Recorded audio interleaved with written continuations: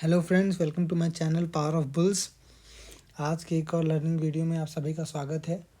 आज हम एक नॉर्मल सी बात पे डिस्कशन करेंगे कि हम ट्रेड ले कैसे सकते हैं, कहाँ पे। जैसे मैंने आपको कई बार पुरानी वीडियोस में बताया कि सपोर्ट, रेजिस्टेंस, ठीक है ना, और मूविंग एवरेजेस, ये सारी चीज़ें।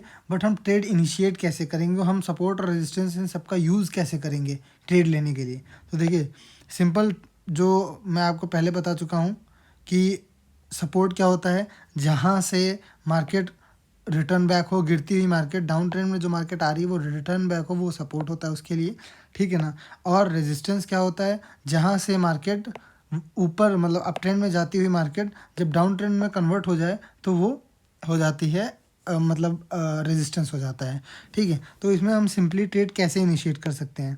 अब देखिए, ट्रेड इनिशिएट करने के लिए क्या कर सकते हैं हम लोग कि जब मार्केट फॉल हो रही है और हम पहले अपना देख लिए कि पहले जो सपोर्ट उसका क्या था, जब वहाँ पे मार्केट आ रही है, ठीक है, या फिर वहाँ पे वो एक कैंडल स्टिक का फॉर्मेशन कर रही है, मींस एक डोजी कैंडल का फॉर्मेशन कर रही है, ठीक है। कैंडल्स अगर आपको नहीं पता कौन कौन सी होती है तो पुरानी वीडियोस में मेरी सब मैंने एक्सप्लेन किया है, आप लोग देख सकते हैं, ठीक है। जब इस तरह की कैंडल का फॉर्मेशन कर दे, मतलब डाउन ट्रेंड में आते हुए आप देखें, इस टाइप की कैंडल आपको मिल रही है देखने को, और उसके बाद में फिर देखें हम कि क्या वो सपोर्ट पे ऐसी कैंडल का फॉर्मेशन हो रहा है। अगर ऐसा हो रहा है कि ऐसी कैंडल का फॉर्मेशन जो है सपोर्ट पे हो रहा है, वो एक सपोर्ट एरिया है, तो फिर हम बाय इनिशिएट कर सकते हैं। और हमारा टारगेट क्या होना चाहिए, हमारा टारगेट जो होना चाहिए वो होना चाहिए जो नेक्स्ट कमिंग रेजिस्टेंस है, हमारा फर्स्ट टारगेट जो है वो होना चाहिए जो नेक्स्ट कमिंग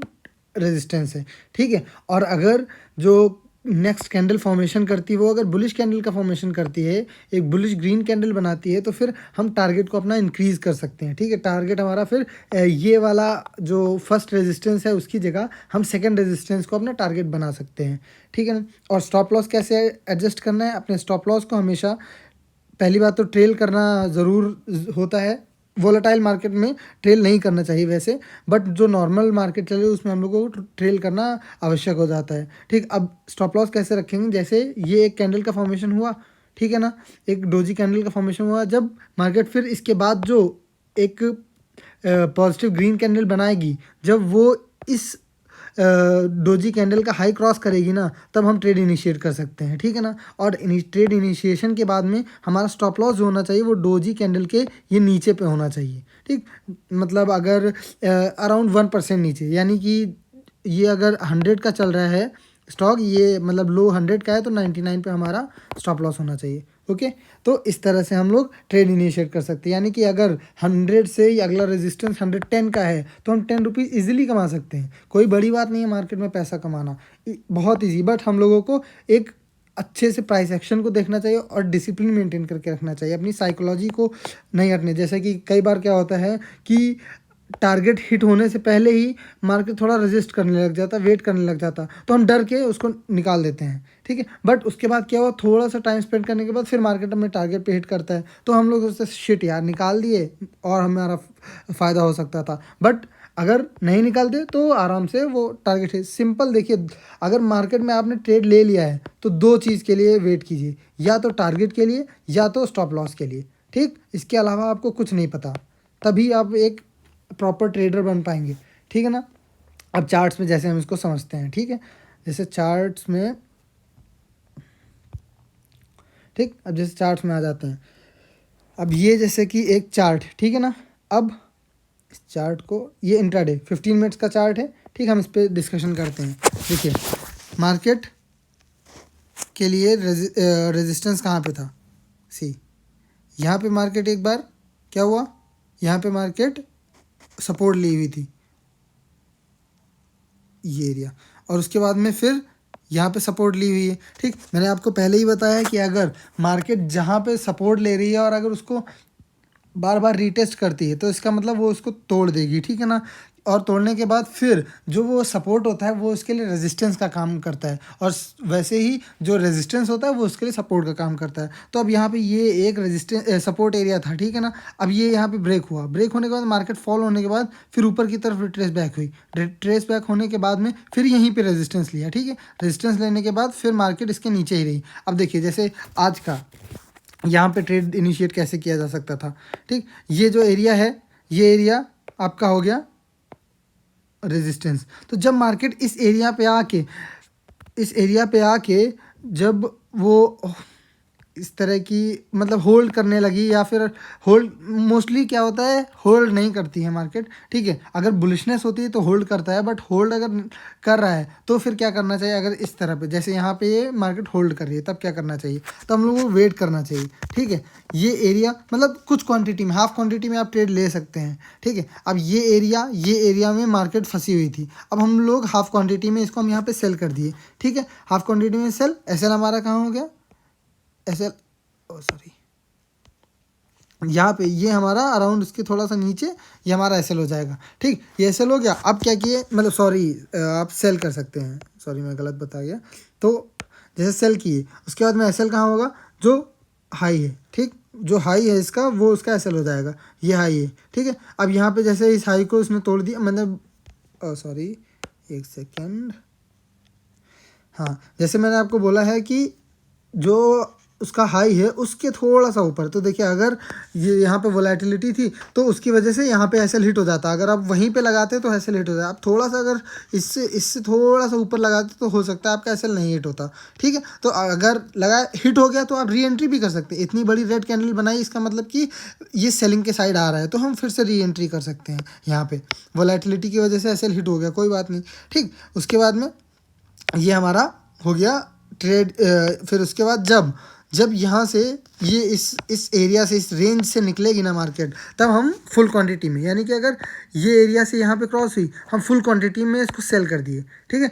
सेल करने के बाद अब ये देखिए क्या था, ये एक सपोर्ट एरिया था, वाई एज बिकॉज मार्केट यहाँ से ऊपर जाने के बाद फॉल हुई, ठीक है। फॉल होने के बाद नीचे आने के बाद फिर यहाँ पे रेजिस्ट के बाद फिर ऊपर जाने के बाद मार्केट फिर नीचे को आई, और नीचे आने के बाद फिर यहाँ पे सपोर्ट लेकर ऊपर को गई। तो ये सपोर्ट एरिया, अब देखिए यहीं पे ये हमारा पहला टारगेट हो जाना चाहिए था, ठीक है। मार्केट गिरते हुए जस्ट ये हमारा टारगेट हो जाना चाहिए था, ठीक है। मार्केट उसके नीचे भी गई, बट हमें ये टारगेट अपना रख लेना, बिकॉज मार्केट ये बुलिश अप ट्रेंड में थी, तो इस वजह से ज़्यादा बड़ा टारगेट नहीं रखना चाहिए, ठीक है। डाउन ट्रेंड में जब फॉल हो रहा हो तो एक जो नेक्स्ट सपोर्ट है वहाँ पर हमारा टारगेट हो जाना चाहिए, ठीक है। तो इस तरह से हम जो है अपना ट्रेड इनिशिएट कर सकते हैं, सपोर्ट और रेजिस्टेंस को ध्यान रख के, simple.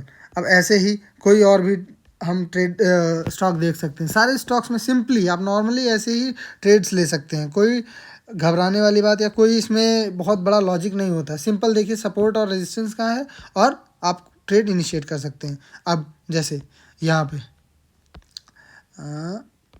C what happened, let me take a screenshot first. See अब यहाँ पे क्या था, जैसे ये एरिया देखिए, ये एरिया इसके लिए एक रेजिस्टेंस था, ठीक है।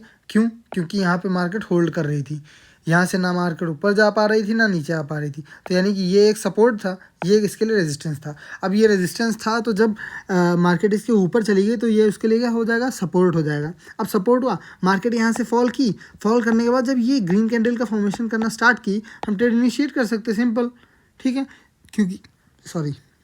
क्योंकि ये सपोर्ट एरिया है, यहाँ से मार्केट ऊपर जाने का चांस ज़्यादा है, ठीक है, क्योंकि यहाँ ये एक सपोर्ट, यहाँ पे बायर्स हैं। अब मार्केट को यहाँ से ऊपर लेकर गए, ठीक है। अब मार्केट यहाँ से स्टॉप लॉस कहाँ होना चाहिए, इस कैंडल का लो जो है उसके थोड़ा सा नीचे हम लोग स्टॉप लॉस लगाएंगे, ठीक है।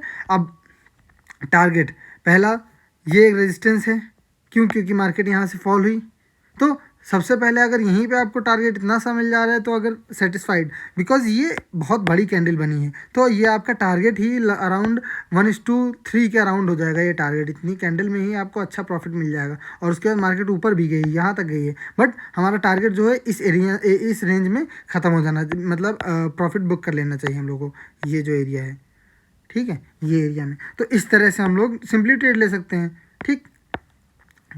सेम सेम चीज़ यहाँ पे, ये तो चलो एक, अब जैसे यहाँ पे ये एक रेंज बाउंड थी, ठीक, ये रेंज बाउंड मार्केट थी यहाँ पे, ठीक। अब इसको कैसे देखा जाए, अब ये यहाँ पे भी हम सिंपल, जैसे रेंज बाउंड मार्केट है, अब देखिए ये क्या कर रही है, यहाँ पे हायर हाइज बना रही है, मार्केट नीचे आ तो रही है, बट नीचे आने के बाद मार्केट फिर ऊपर जा रही है, और फिर पुराना जो लो है उसको रीटेस्ट नहीं कर रही है, फिर यहाँ से आने के बाद फिर ऊपर जा रही है, फिर पुराने लो को रीटेस्ट नहीं कर रही है, फिर यहाँ से आने के बाद फिर, तो जब इस तरह का मोमेंटम हो तो ट्रेड को बाइंग के साइड हम लोग देखेंगे। तो यहाँ पे अगर बाइंग इनिशिएट करते तो ये अच्छा टारगेट आपको मिलता।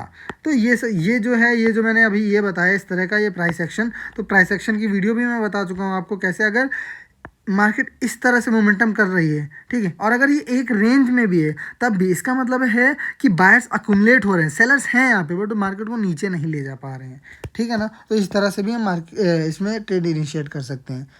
तो सिंपल आप लोगों को क्या करना है, जो एक नए ट्रेडर्स जो नए मार्केट में आ रहे हैं उनको शुरुआत में, एज बिकॉज देखिए मार्केट इक्वल्स टू एक्सपीरियंस, ठीक, जितना आप देखेंगे, चार्ट को देखेंगे, फोकस करेंगे, उतना आप सीखेंगे, ठीक है ना। तभी ऐसा नहीं कि हम अभी आए, पैसा लगाया एंड डबल हो गया पैसा एंड आप करोड़पति बन गए, ऐसे नहीं होना चाहिए।